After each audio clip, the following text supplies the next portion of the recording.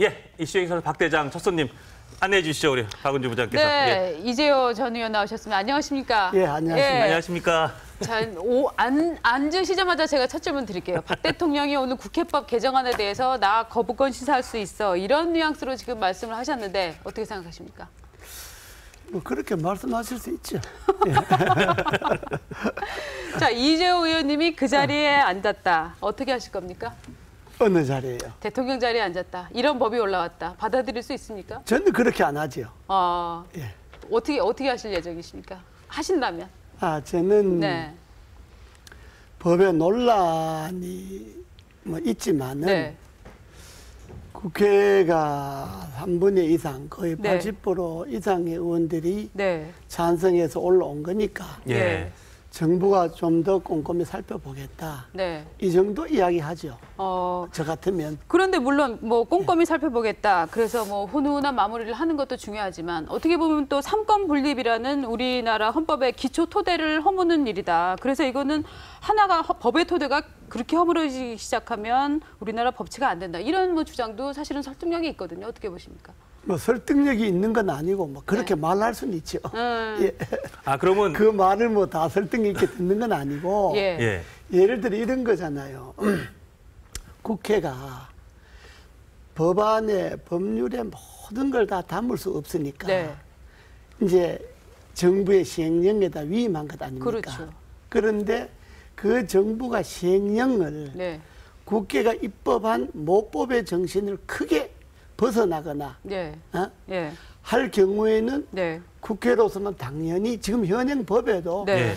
그 시행령 좀 과도하다든지 네. 그건 좀 모법의 취지에 어긋나니까 네. 좀 이렇게 좀 바꿔라. 네. 그래서 상임위원회 좀 보고를 해달라. 이런 건 네. 현행 법에도 있는 거거든요. 네. 지금 법도. 예. 그런데 이번에 고친 국회법이 현행법하고 크게 뭐가 다르냐 이거죠. 만약에 처리해야 된다. 이제 그 규정 들어간 것 때문에 그렇죠. 국회 힘이 더 처리한다는데, 강해졌다. 네. 뭐 입법부 독재다 이런 말까지 나오는 게 그 부분 때문인 것 같은데요. 그럼 거꾸로 한번 물어봅시다.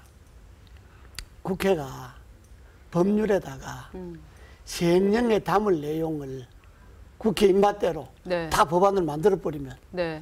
그거 어떻게 하겠습니까? 그죠? 네. 그러면 국회가 행정입법이라고 하는 것을 존중하기 위해서 예.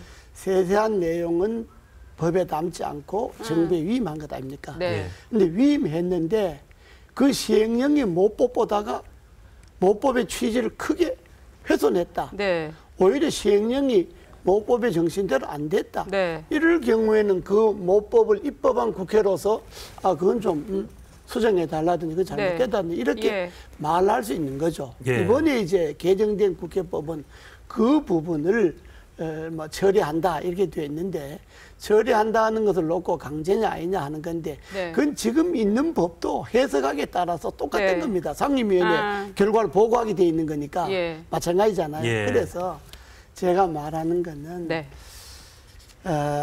문구를 갖고 너무 과도하게 해석하는 것이 아니냐. 이것을 제가 이제 지적하고 청와대가 싶고. 과도하게 반응을 한다. 이런 말씀이신 거죠? 이것은 물론 우리 당 내에도 위헌적 요소가 있다라고 말하는 의원님들이 계십니다. 근데 그 부분도 일리가 있습니다. 왜냐 그러면 보는 데 따라서 위헌적 요소를 강조를 하면 거기에다 방점을 두고 보면 계속 그 부분에 들어가는 거고. 그건 국회가 할 수 있는 일반적인 입법 행위다라고 봐버리면 그건 또 위헌적 요소가 없는 거고. 그러니까 이런 문제는 이제 그런 법률적인 문제가 아니라 이 법이 나오게 된 개정안이 통과하게 되게 된 배경을 청와대는 좀 잘 알아야 됩니다.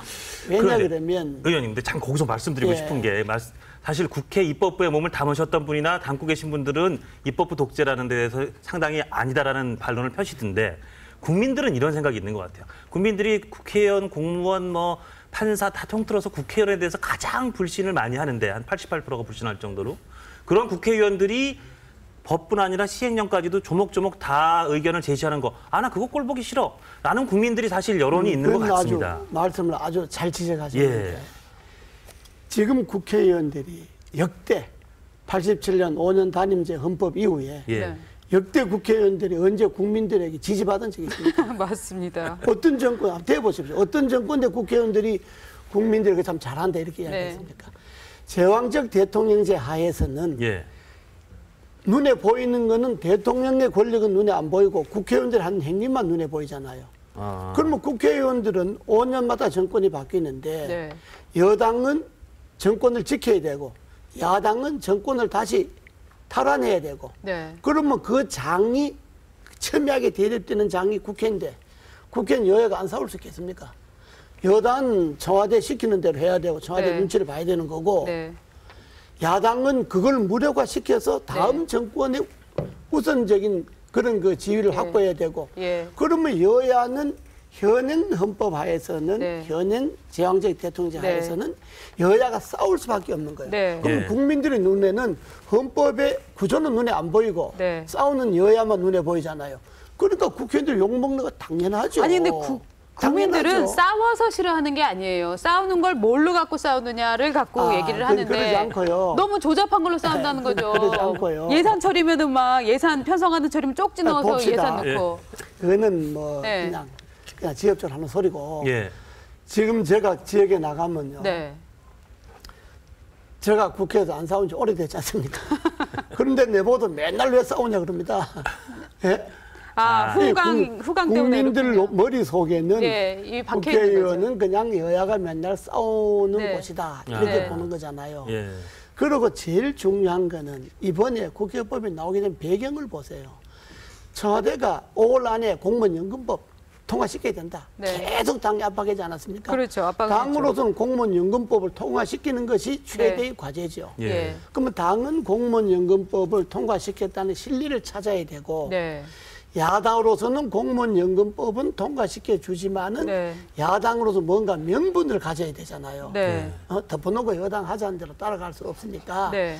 야당 명분을 가져야 되는데 그 명분을 국회법 개정으로 잡았는데 여당이 볼 때는 그거는 지금에 있는 거나 크게 다를 바가 없다. 근데 그거는 야당에게 명분을 주는 거고 우리는 대통령과 당이 합심해서 통과시키려고 했던 공무원연금법 통과시킨다. 네. 그러니까 여당 공무원연금법이라고 하는 큰 실리를 네. 찾은 거고 야당 국회법 개정이라는 자기네들의 하나의 명분을 찾은 거고 정치협사회라고 하는 건 그렇지 않습니까? 지금 선진화법 때문에 야당이 끝내 반대하면 아무것도 못한다는 거 알 수 있지 않습니까? 그렇죠. 그러면 야당을 국회에 끌어들이려면 뭔가 야당에게도 명분을 네. 줘야 되잖아요. 네. 야당이 주장하는 네. 거. 네. 그 명분을 준 것이 국회법 개정이라는 야당의 명분을 준 거고 네. 여당 더 큰 국가적인 더 큰 문제인 공무원연금법을 통과시켜 준 거고 네. 이 협상 과정을 봐야 되는 거고 네. 여당 대표가 그런 그 생각 없이 뭐든지 야당 하다는 대로 따라간 건 아니지 않겠습니까? 제가 야당 원내대표를 2번 해봤지 않습니까? 예. 네. 야당을 10년 해봤지 않습니까? 예. 해보면서 야당이 여당과 싸워서 얻을 수 있는 거는 선명성 그리고 국민들에게 우리가 여당에게 이거는 양보해줬지만은 네. 이거는 얻었다고 하는 것이 있어야 여야가 합의가 됩니다. 네. 그리고 또 더 하나 짚어본다면 지금 선진화법을 언제 만들었습니까? 지금 선진화법 만든 우리는 반대했어요. 선진화법 그렇죠. 할 때. 네. 여당은 반대했었죠. 여당 안에서도 우리가 반대를 했는데 예. 지금 선진화법은 만든 장본인들이 현 집권층 아닙니까? 예. 그렇죠. 네. 그런데 그런 것은 선진화법 만들 때 이런 것을 예상해서 우리가 반대를 했거든요. 예. 그런데 반대할 때는 반대한다고 해서 우리를 몰아붙여 놓고 네. 지금 선진화법에 의해서 여당 원내 지도부가 야당과 협상을 할 수밖에 없는 이 과정은 이것이 정치해야 합니까? 예. 이 정치는 눈에 들어오지 않고 법안 하나 갖고 이것이 무슨 입법, 행정 입법권을 침해했다 아니다 이렇게 하면 그건 정치 못하는 거죠. 정치 그렇게 하면 안 되죠. 근데 우리 이재호 전 대표님께서는 지금 개헌을 해야 된다 이렇게 얘기를 하시고 있어요. 개헌 전도사로 유명하시죠. 그렇죠. 예. 그런데 박근혜 대통령 지지자들은 이런 말을 해요.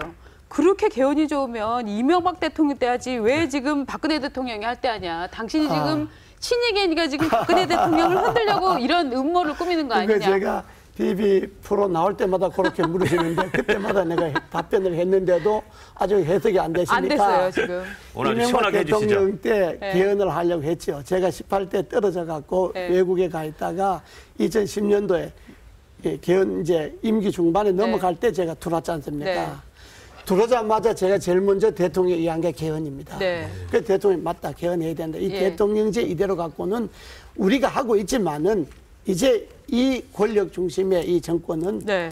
이걸로 끝나고 다음 네. 7공화국을 만들어서 네. 좀 권력이 독재를 하지 않는 네. 이런 구조로 바꾸자. 예. 그래서 분권형 개헌안을 내갖고 예. 대통령도 좋다. 예. 그리고 대통령도 국회에서 개헌을 해야 되잖아요. 그렇죠. 국회가 3분의 2가 통과 안 하면 예. 안 되잖아요. 그러니까 그렇죠. 국회의 동의를 얻어야 되잖아요. 예. 그래서 제가 그 개헌안을 들고 여야를 다 찾아다니면서 네. 정말 호소를 했어요. 우리가 해보니까 네. 정권도 잡아보고 해보니까 이 체제 갖고는 정치권이 편안할 네. 날이 없다. 네. 그리고 국민도 불안 안 할 날이 없고 네. 경제 발전도 말이 경제 발전이지 어느 정권 들어서고 경제 발전 이야기 안 한 정권이 있었느냐. 그러니까 권력 중심이라도 안 되니까 개헌하자. 네. 그래서 누가 반대했습니까? 다음 대통령 하려고 하는 사람들이 제일 다 반대하고 반대하죠. 그럼요. 그 사람들이 다 반대했지 않습니까? 얼마나 피눈물 흘리면서 준비했는데 그걸 그래, 못하게 그래서 하니까. 반대해 놓고 와서 지금 내보고 왜 그때 안 했냐 하면 아니 그때 하려고 했는데 반대한 사람들이 왜 그때 반대했느냐라고 이야기를 해야지 네. 예. 저보고 왜 그때 안 했냐 아니 하는 건 근데 말이 안 그때 되죠. 힘 있을 때도 안 되신 게 지금 뭐 힘 빠져갖고 되시겠습니까? 힘이 있을 때는 개헌을 저 혼자 합니까? 국회 3분의 2가 통과돼야 하는데 네. 저 혼자 하면 진짜 해치웠죠. 네? 3분의 2를 설득을 얻어야 되는데 네. 3분의 1을 잡고 있는 책임자들이 당의 실력자들이 못한다 하는데 네. 그거 제 혼자 어떻게 합니까? 내 혼자 뭐 뒷발 가서 뜯습니까? 그런데요, 개헌. 이제 결국 1987년 체제가 그렇습니다. 구르고 참 대통령 또 뽑고 해서 지금까지 와서 네. 이제 이 정도면 정착됐다라고 또 보는 사람도 있어요. 이제 한번 이 정착된 걸 계속 가져가도 좋지 않겠냐고 자, 하는 사람들에게 왜 개헌을 해야 되는지 예. 다시 한번 말씀하신다면. 내가 아주 핵심을 예. 이야기할게요. 이번에 성완종 전 의원이 죽으면서 메모 남겼죠. 예. 네. 그 메모에 올라간 사람들이 본인들은 뭐 아니다고 이야기를 하지만은 그냥 사실이냐 아니냐를 떠나서 그 메모에 올린 사람 중에 남대문 시장 노점상 상인이 있습니까? 아, 예? 맞습니다. 돈 없는 서민들이 있습니까? 예. 권력 없는 사람이 있습니까?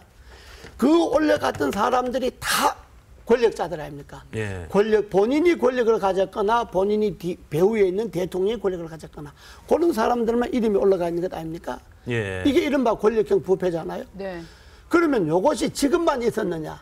지난 정권 때는 권력형 부패가 없었습니까? 그 앞에 정권, 이명박 정권 때도 친인척 측근들, 그 앞에 노무현 정권은 본인이 돌아가셨으니까 그때도 친인척 측근들, 그 앞에 김대중 정권 때도 새 아들, 친인척 측근들, 예. 그 앞에 김영삼 정권도 아들 측근들. 역대 대통령이 측근이나 실세들 주고 권력형 부패 안 걸린 사람이 있었습니까? 네. 그러면 권력형 부패가 지금이 아니고 예. 5년 단임제 대통령이 들어서서 노태우 대통령부터 시작해서 노태우 대통령 지금까지도 재산 있는 거 내 나라 안 내 나라까지는 거 아닙니까? 예. 그러면 권력형 부패를 정말로 척결하려면 권력형 부패가 생길 수 있는 요인을 없애야 되잖아요. 대통령이 모든 권력을 다 갖고 있는 제왕적 대통령제 하인데 자기가 출세를 하고 싶거나 돈을 벌고 싶거나 뭘 하려고 하는 사람들은 다 대통령은 직접 상대 못하니까 대통령 주변 사람들 상대하는 것 아닙니까? 네. 그리고 정권이 끝나면 그 사람들 다 감옥 가는 것 아닙니까? 네. 대한민국의 권력형 부패는 권력이 클수록 부패 덩어리도 큽니다. 예. 그러면 부패 덩어리가 큰 권력을 개혁하지 않고 어떻게 권력형 부패를 척결합니까? 근데 그 그렇지 않습니까? 권력이 큰 거를요. 예. 국회의원들이 나눠 가지면 국회의원들이 지금보다 더 돈을 많이 받아먹을 것이다라는 게 그것도 아주 일반 국민들의 그것도 이야기를 시선입니다. 아주 이야기를 잘하셨는데 다 예상 질문이었나 봐요. 그러지 않고요. 보세요.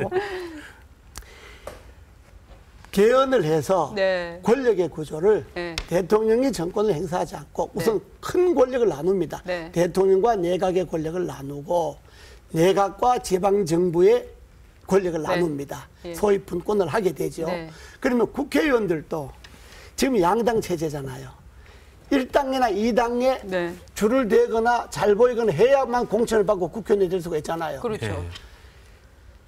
대통령과 내각이 권력을 나누어서 내각이 다수 국회에 진출해 있는 정당의 의석수대로 연정을 한다면 굳이 양당이 필요 없죠. 예. 국회가 연정이 되면. 그러죠. 그럼 1당과 2당에 모일 이유가 없는 거죠. 예. 3당, 4당도 있을 수 있잖아요. 내각은 연정을 하게 되고 또 내각은 권한을 다 갖는 것이 아니라 지방정부와 또 분권을 합니다. 예. 그러면 국회의원들이 전권을 행사하고 국회의원에 줄을 설 이유가 없는 거예요. 네. 당선되는 것부터 공천되는 것부터 굳이 1, 네. 2당에 목을 맬 이유도 없고 네. 당선돼도 국회 안에서 의석이 있는 정당은 내각을 연절해버리니까 네. 국회 권력이라고 하는 것이 분권이 분산이 돼버리잖아요. 네.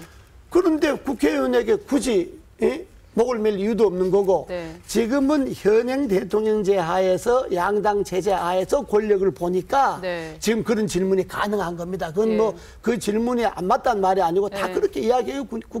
국민들이 그렇죠. 다 이야기해요. 근데 네. 그것은 현재의 현상을 보고 이야기하는 거고 네. 이것이 개헌이 돼 갖고 권력 자체가 나누어지고 그러면 네. 국회 모습도 달라지고 예.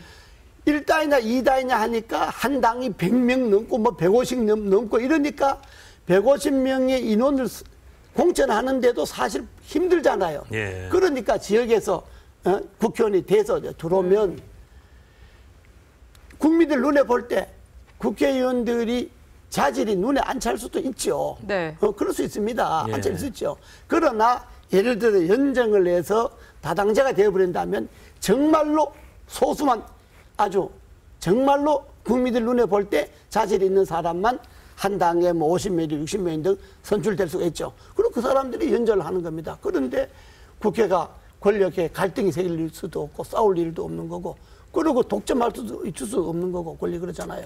이렇게 해서 지금까지 핵심은 이겁니다. 해방 70년 동안 이정부 70년 동안 권력의 역사가 진행되어 왔어요. 네.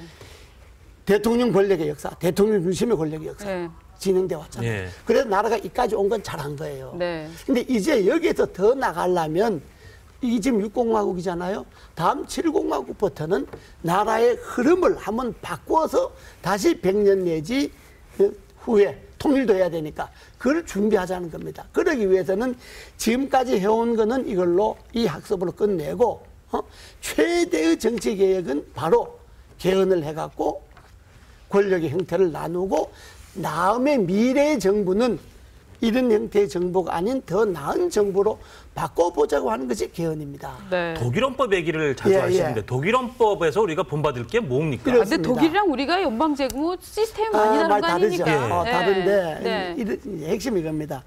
독일은 우리가 다 2차 대전 이후에 독일도 2차 대전의 패전 이후에 헌법이 개정된 거고 우리도 45년 해방되고 우리가 전국회를 만들었잖아요. 네. 그런데 이제 70년의 역사는 비슷하잖아요. 독일 헌법의 핵심은 1조입니다. 모든 인간의 존엄은 침해받지 않는다. 이 핵심입니다. 예. 1조가 예. 인간의 존엄은 침해받지 않는다 핵심이니까 독일 헌법 전반에 흐르는 흐름은 인간의 존엄을 위해서 국가 권력이 존재하는 거고 국가기구가 존재하는 겁니다. 근데 우리 헌법 1조가 대한민국은 민주공화국이잖아요. 예. 대한민국이 민주공화국이라는 대한민국이라는 권력, 네. 대한민국이라는 이 국가 권력에서 우리 국민이 하위 개념으로 존재하는 거예요. 그러니까 인간이 상위 개념이고 국가 권력이 하위 개념인 독일하고 국가 권력이 상위 개념이고 인간이 하위 개념인 네. 대한민국하고 헌법의 흐름이 다르죠. 아. 그러죠. 네. 바꾸면 1조부터 바꿔야 된다 그런 말씀인가요? 아니면 1조는 그대로 두더라도 그건 뭐 조문 이야기하면 또 복잡해지니까 예, 예. 그건 네. 뭐 기본권부터 시작해서 87년 이후에 지금 30년 동안에 나라가 얼마나 발전했습니까? 예. 네. 1인당 개인 소득도 3,000불 네. 돼서 지금 2만 불이 넘었잖아요. 사회 경제 구조도 바뀌고 환경도 바뀌었잖아요. 네. 그러니까 그리고 여기에서부터 87년도에서 미래를 보는 눈하고 네. 통일을 보는 눈하고 2015년에서 미래와 통일을 보는 눈으로 다를 수가 있죠. 예. 그러면 지금의 시점에서 미래를 보는 눈으로 헌법을 개정해야 되니까 뭐 기본권부터 시작해서 많죠. 손해들이 네. 많죠. 그러나 내가 말하는 정신은 독일 헌법과 우리 헌법의 기본 정신의 차이가 이렇게 됐다. 네. 그리고 더 하나 이야기하는 거는 독일 헌법은 전문이에요. 독일의 16개 주 이름이 쫙 거론됩니다. 괴론주, 베른주 무슨 주. 딱 16개 주가 딱 결정되고 그러니까 16개 주로서 독일이 연방이 구성되는데 이 주는 각각 자기 결정권을 갖는다. 헌법 전문에 되어 있어요. 예. 그러니까 이거는 독일 헌법은 지방 분권이 헌법 전문에 아주 못이 박혀 있는 거예요. 뭐 우리도 지방 분권 잘 되고 있지 않습니까? 지방 분권이 안 되죠. 안 됐습니다. 그렇게 말하시면 안 되죠. 지금요. 지방 행정 자치율이 20%고요. 네. 중앙 정부가 80% 권한을 갖고 있어요. 2대 8입니다. 네.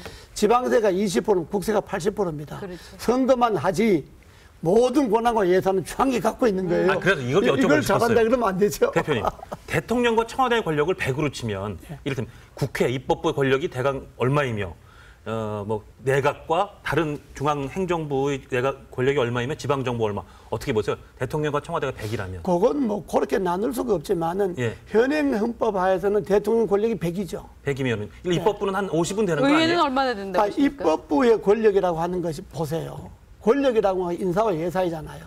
입법은 법 만드는 밖에 안 되잖아요. 예산 국회의원이 그렇게 말씀하시면 안 되죠. 국회의원이 인사권을 갖고 있습니까? 국회의원이 예산 집행권을 갖고 있습니까? 예결위에서 흔드는 권한이 있잖아요. 그 이야기를 하려고 그러는데 그래서 삼권 분립에서 국회가 할 수 있는 거는 정부를 견제하고 비판하는 거잖아요. 네. 정부를 견제하고 비판할 수 있는 권한이 입법권이잖아요. 예산 심의권이잖아요. 네. 그죠? 그러나 인사도 대통령이 임명해 놓은 걸 청문회 하는 것에 불과하지 청문회에서 총리라든지 이런 경우는 통과 안 될 수가 있지만은 나머지 장관의 이런 부분은 청문회 채택 보고서라는 게 투표가 아닙니다. 채택 보고서 안 해도 시간제는 임명하면 그만이에요. 그렇죠. 그러죠. 그러나 나라 전체를 움직이는 인사권과 예산 집행권은 대통령이 갖고 있는 거잖아요. 단지 국회는 그걸 견제하는 거죠.